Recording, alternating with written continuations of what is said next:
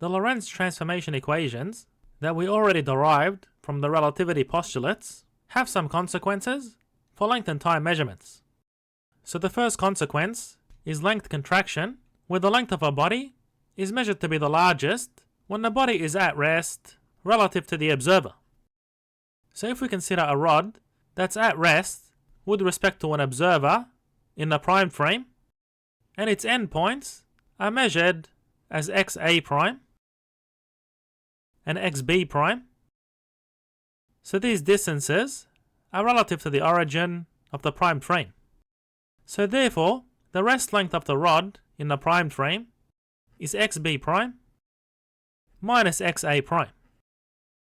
So to find out the rod's length measured by an observer in the unprimed frame, who sees the rod move at a relative velocity v, we use the Lorentz Transformation Equations. And recall in the Lorentz-Fitzgerald contraction theory that we set beta is equal to the ratio of the relative speed to the speed of light. So using the Lorentz Transformation Equation for the x-coordinate, we can write xb prime is xb, so the position at the endpoint of the rod relative to the origin of the unprimed frame, minus the relative velocity by time b. So this moving point of the rod relative to the observer in the unprimed frame is measured by a stationary clock in that frame. So essentially this observer will have clocks everywhere that are at rest relative to him. So that's divided by the square root of 1 minus beta squared and minus xa prime, which is xa minus a relative velocity by time ta on the square root of 1 minus beta squared. Now the length of the rod in the unprimed frame is the distance between the two endpoints. So in the unprimed frame, the endpoints are measured as xa and xb relative to the origin. And for the unprimed observer to get the length of the rod, he must measure those points at the same time. So time a must equal time b. So therefore, we get xb minus xa on the square root of 1 minus beta squared, because these terms cancel.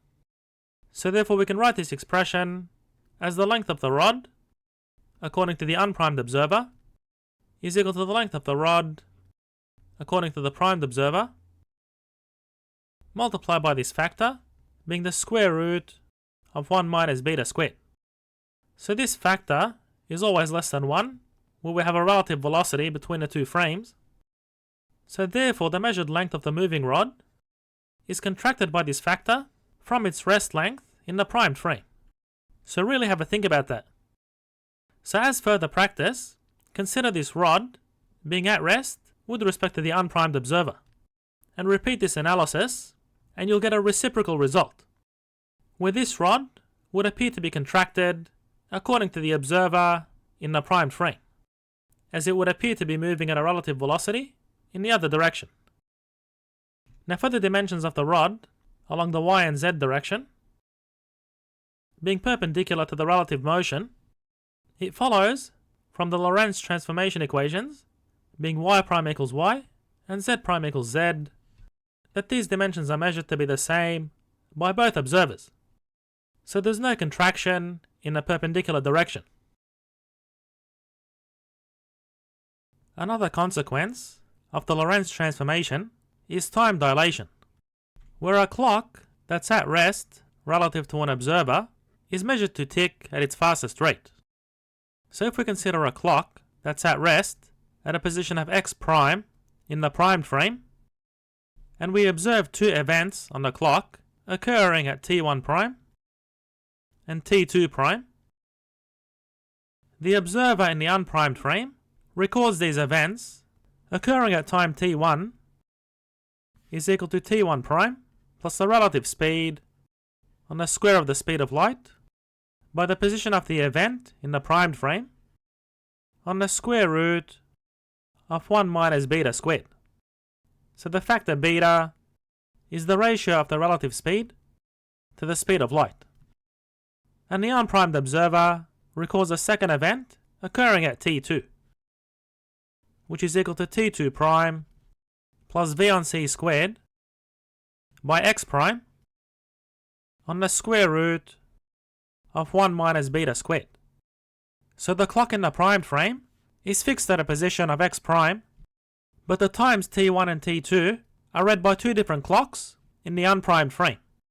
So according to the unprimed observer, the clock would be moving at a relative velocity v. So essentially, the stationary clock in the unprimed frame appears to be coincident with the moving clock in the primed frame at the start of the time interval, and the stationary clock in the unprimed frame is coincident with the moving clock in the primed frame at the end of the time interval.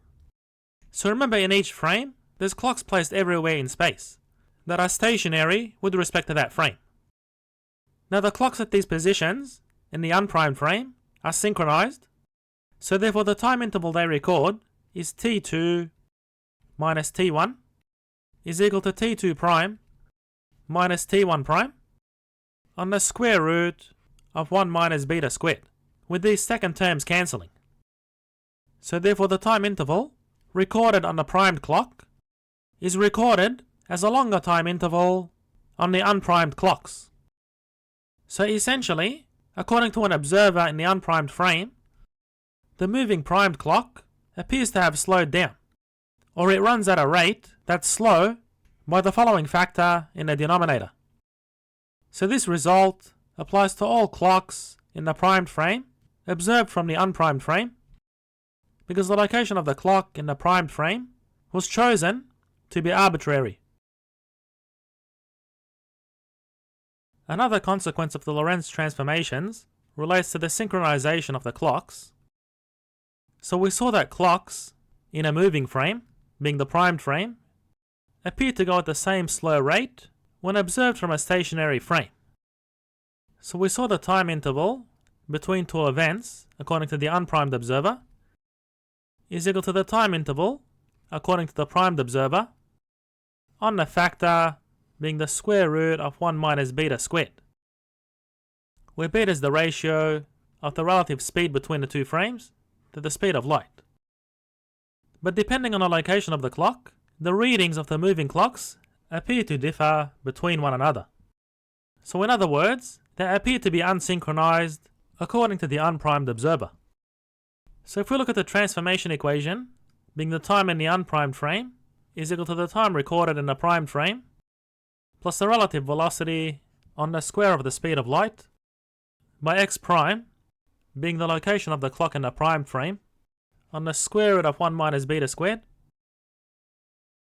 Then for a constant instant in time, according to the unprimed observer, so we have t being equal to some constant, then the term in the numerator must have a fixed value to satisfy this equation. So in other words, the further away that the primed clock is positioned along the x prime axis, then the smaller that t prime is, or the further behind in time the reading of the clock appears. So moving clocks appear to be out of phase or out of synchronization with one another.